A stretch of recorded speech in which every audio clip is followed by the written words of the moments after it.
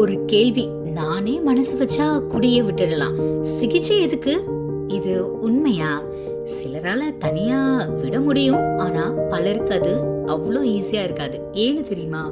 குடியை நிறுத்துறப்போ, அதுவும் திடீர்னு நிறுத்துறப்போ கை நடுக்கம், பதட்டம், தூக்கமின்மை, சிலருக்கு வலிப்பு போன்ற ஆபத்தான அறிகுறிகள் வரலாம்.